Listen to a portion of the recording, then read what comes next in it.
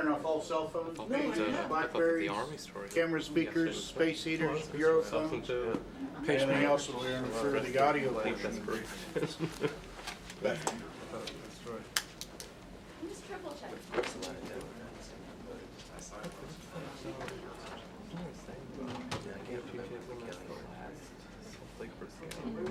Oh, yeah, there is something like that. I could dredge it up to my brain. Right. Although, I'm pleased to see that. I just couldn't marry them. And I didn't, and I also didn't know. I wanted to squeeze and swing into that arm. What was the response then? Yeah.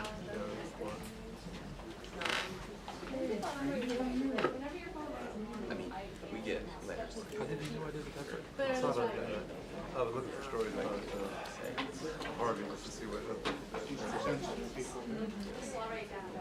Yeah, I did not think it was going to get any plus.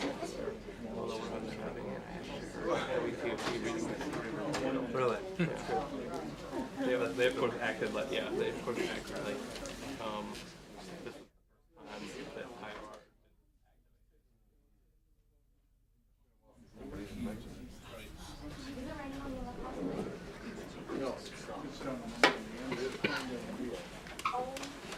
They're not gonna bring Halo charge. They did say that's not. They've made the political decision that it's just too hard to do that.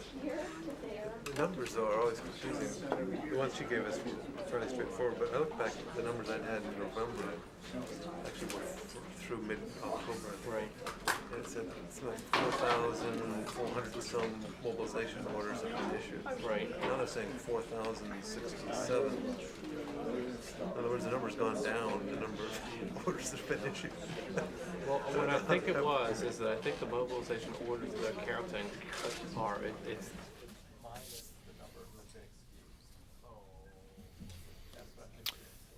Well, good morning, and thank you for joining us today. We're here to discuss a rather narrow but a very important topic, the new health care plan for the department that the department is implementing for eligible National Guard and Reserve members in accordance with the Authorization Act of 2005. We have a number of people that most of you probably know, but let me introduce them briefly.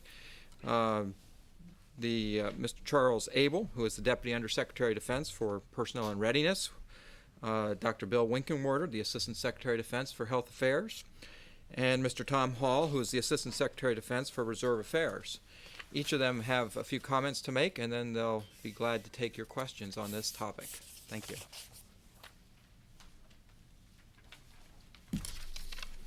Well, good morning. We're here to talk about a new health care benefit for our reserve component personnel called TRICARE Reserve Select.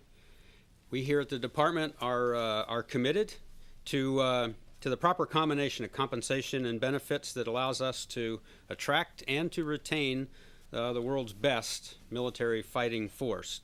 As you know, it's an all-volunteer military, and we have been very successful in this pursuit over the 30-year history of the all-volunteer force.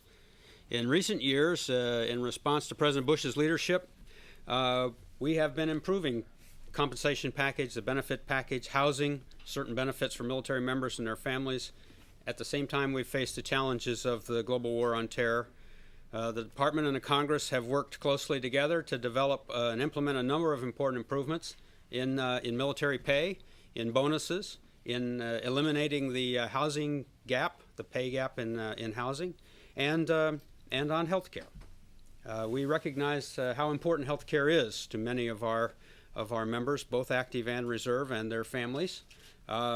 And although the large majority of the Guard and Reserve members have health care through their employers, we understand the importance of maintaining this continuity as they transition from their employers to serve with us and then back, and the need for some of them who may be self-employed or work for small businesses to have coverage. And that's what we're going to talk about today, is how we are going to implement that.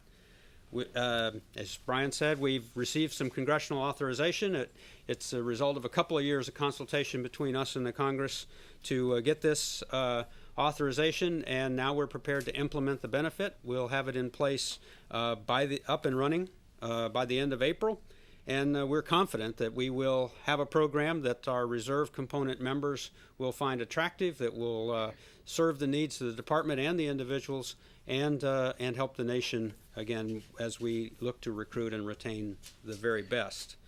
I'm going to invite up Dr. Bill Winkenwerder, the Assistant Secretary of Defense for Health Affairs, and following him, Admiral Tom Hall, the Assistant Secretary for Reserve Affairs, to give you some words from their perspective on this important benefit, and then we'll try to answer a few questions. So, Dr. Winkenwerder.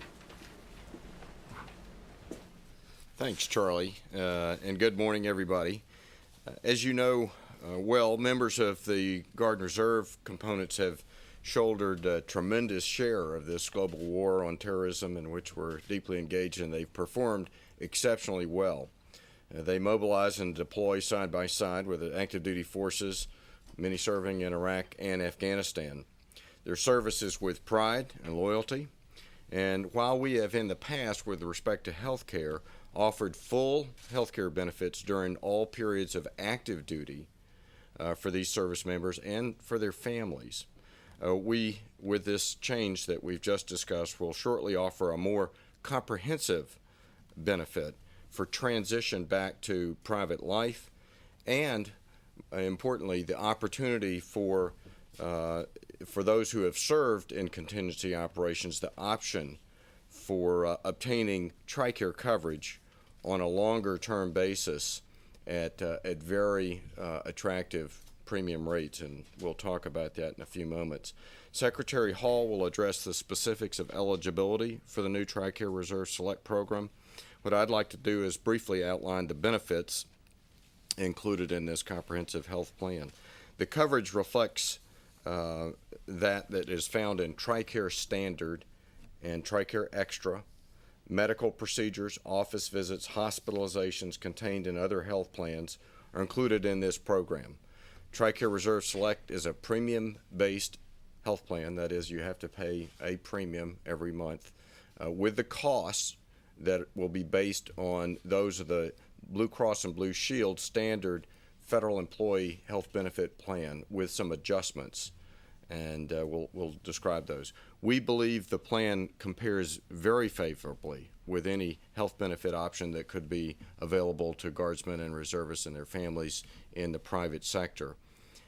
As guardsmen and reservists prepare to return to their civilian lives, we hope they'll consider carefully the value of this benefit for themselves and their families, as well as the commitment of continued service to our nation's defense. For more details on the program, we have a fact sheet to give you on the way out, and also recommend that you consult or go to the TRICARE website. It's updated frequently. It's www.tricare.osd.mil/reserve/reserve select. So with that, let me turn it over to Secretary Hall, and then I guess we'll answer questions.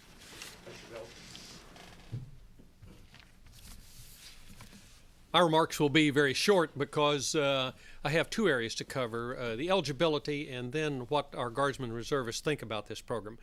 The eligibility is very simple. I'm glad the bill included that, and we've tried to make it very simple.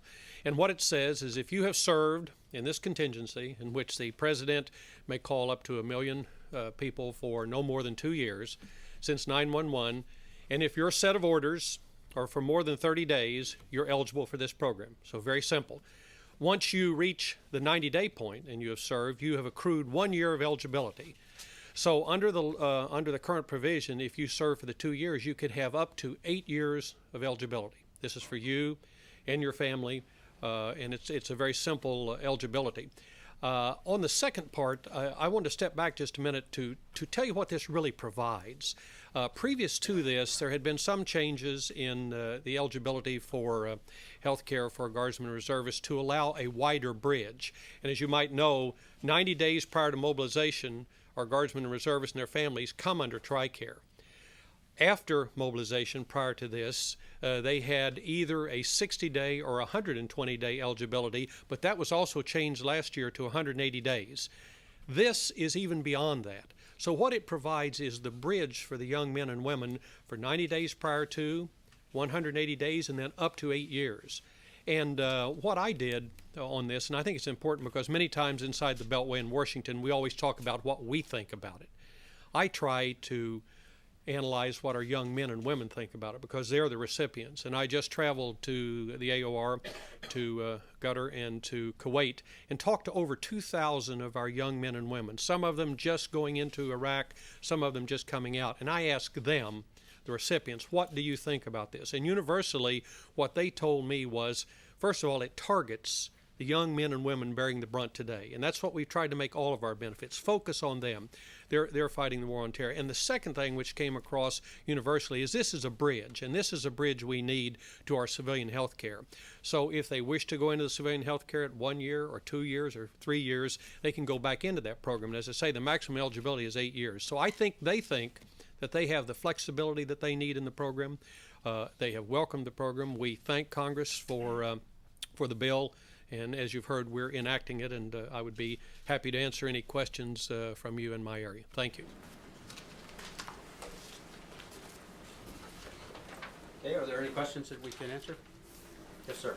How much would service members be paying per month, and how much is the total cost of the program to the government? Okay, I'll let Bill answer that. For an individual, it's about $75 a month, which is, as you know, health insurance is typically more expensive than that, so that's a very good deal. It's about 30% lower than one would pay under the Federal Employees Health Benefit Plan as an individual.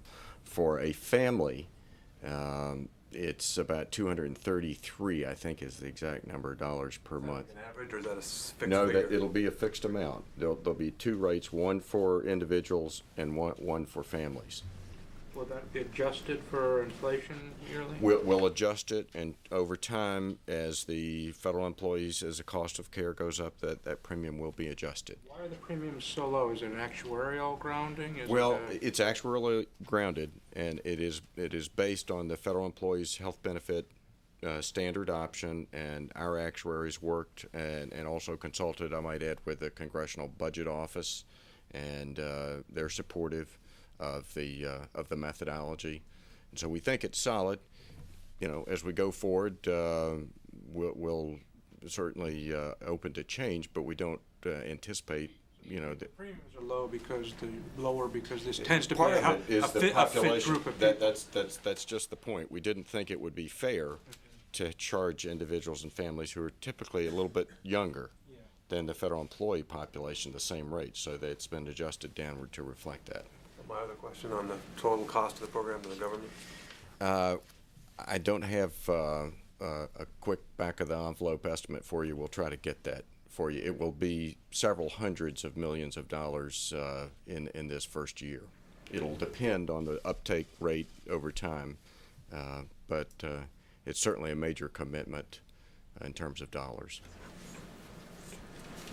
Do you have an estimate for the number of people who would be expected to sign up? I think the best metric is to look at the potential population, and since 911 we have mobilized a bit over 400,000 people. Now that would be the top end, and how many of those people would elect to sign up? One thing that I didn't mention, the individuals need to remain in the drilling reserve as part of and continue serving to maintain their eligibility. If they wish to terminate their affiliation, go to the IRR, stop drilling, get out of the reserve, well then they do that willingly and can elect to not have it. So the top end would be that 400,000. I would not expect that all of those people would want to go into the program. Plus their family members. Plus their family members. But those are the amounts of people that we've mobilized since 911. So everybody who's been mobilized since the beginning would be... Yes, and that's an important point. I should have covered it. It's retroactive. The law was passed, and what we're doing is allowing all the people, we're contacting them who have been mobilized, and I think through October 28th, we have an open season that we're going to contact each and every one of them and say, although it was passed, this applies back to you. There will not be back premiums, any of that. They can just pick it up. And we're giving them, I think, until October the 28th, I believe, that's right. is as an open season to do that. Thank you. Other questions? Now, again, to clarify, they have to remain on an active drilling guard status to be eligible. Guard or reserve, that's correct. Mm-hmm. Yes, ma'am. Are you going to have to expand TRICARE doctors, facilities, hospitals in order to accommodate the new program? We don't anticipate needing to do that, and the reason is that we have a very robust system today. In addition to all the military hospitals and clinics and doctors, we have networks that are brought about through our relationships with private health plans, private community hospitals and doctors. And we have about, last count, I think I recall, around 210,000 physicians participating, and several thousand hospitals. So we've got very broad coverage, and we'll be working with our health plan partners, Humana, HealthNet, and TriWest.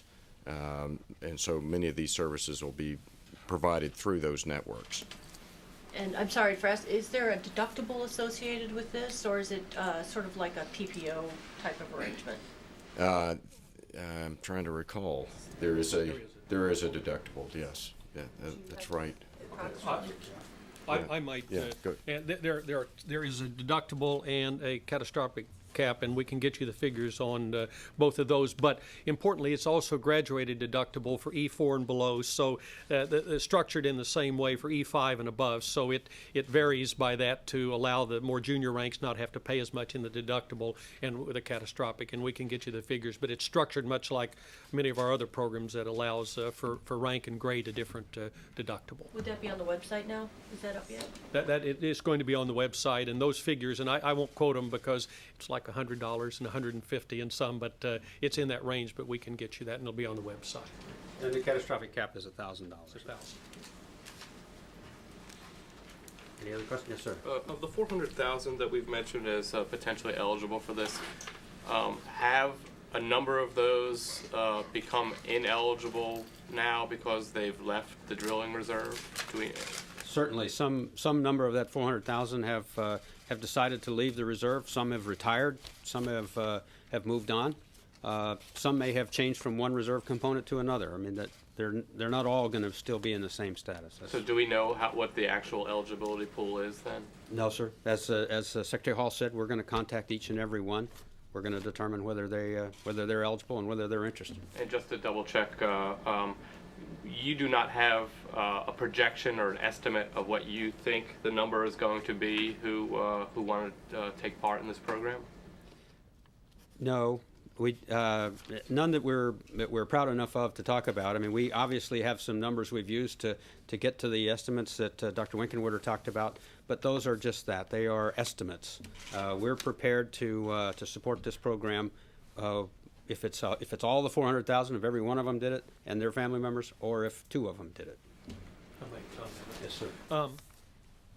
It's going to be a lot less because remember, with Guardsmen and Reservists, and I'm sure you all talk to them like I do, they're interested in getting back in their civilian job, in most cases getting their civilian policies back, and this is the bridge. So overwhelming majority I talk to are anxious to go right back into their civilian job and reacclimate with their families and get back into that. So it's going to be a considerably less number, but you can't guess. This is the bridge that will allow them that opportunity. But by and large, most of them transition because their job is protected under USERRA. They go back into it. They go back into their civilian health care. So it'll be certainly far less than all 400,000, but we plan for that as the top limit. Okay, and you guys don't want to share the projection number that you've been using?